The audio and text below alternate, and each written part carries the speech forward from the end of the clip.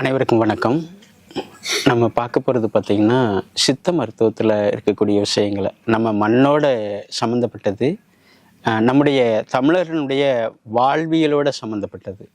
சித்தர்கள் கண்டுபிடித்த யோக சிகிச்சை முறைகள், யோக நிலை, அந்த பிரவா நிலை என்று சொல்லக்கூடிய அந்த யோக நிலையில் பயணிச்சிட்டு இருக்கிறோம்.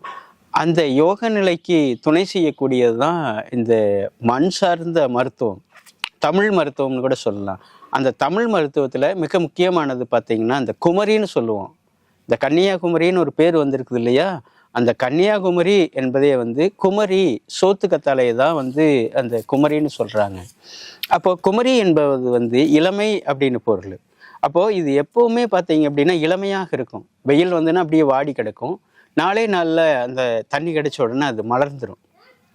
அதோட இன்னொரு விஷயம் என்ன அப்படின்னா, ஒரு மரத்துக்கடியில் இந்த செடியை வளர்த்தணும் அப்படின்னம்னா, தண்ணி இல்லாத சமயத்தில் இந்த வேர் மூலமாக வெளி கொடுக்கும், மற்றதையும் வளர்த்துட்டுக்கும். அப்படிப்பட்ட இந்த அற்புதமான மூலிகை பார்த்திங்கன்னா இந்த குமரின்னு சோற்று கற்றாழைன்னு சொல்லுவோம். எல்லா இடங்கள்லையும் வளர்த்துட்டுக்க முடியும்.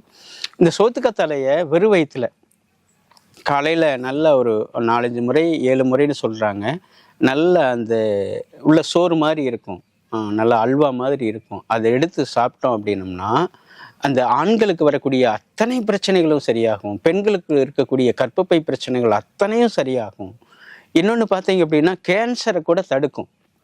ஒரு கேன்சர் வந்துருச்சு அப்படின்னா கேரளாவில் என்ன பண்ணுறாங்க அப்படின்னா, கெட்டுப்போகாமல் இருக்கிறதுக்கு கொஞ்சம் ஆல்கஹால் உள்ளே சேர்த்துடுறாங்க, தேன் உள்ளே சேர்த்துறாங்க. சோத்துக்கத்தாழையை சேர்த்து அதை கிளறி வைத்து 3 நாள் கழித்து ரெகுலராக அதை எடுத்துக்கிட்டே வர்றாங்க.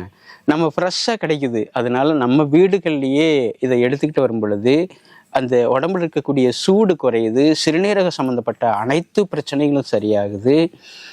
இன்னொன்று பார்த்தீங்க அப்படின்னா, ஏதாவது ஒரு நெருப்பு பட்டுருச்சு, சூடு பட்டுருச்சு அப்படின்னா இதை லேசாக உடைச்சி அப்படியே அந்த இடத்துல வச்சுட்டிங்கன்னா அந்த இடத்துல கொப்பளமே விடாது. என்னுடைய நண்பர் வீட்டில் ஒரு தடவை எண்ணெய் மேலே பட்டு அவங்க உடனே சோத்துக்கத்தாழை பூசினுடைய விளைவாக அந்த கொப்பளமே வரல. அப்படிப்பட்ட ஒரு அற்புதமான மூலிகை, உடம்புல சூடு பிடிச்சிருக்கிற நிலையே வராது, எல்லா இடங்கள்லையும் கிடைக்குது. காயகற்ப மூலிகையாகவும் இருக்குது இந்த சோற்று கற்றாழை.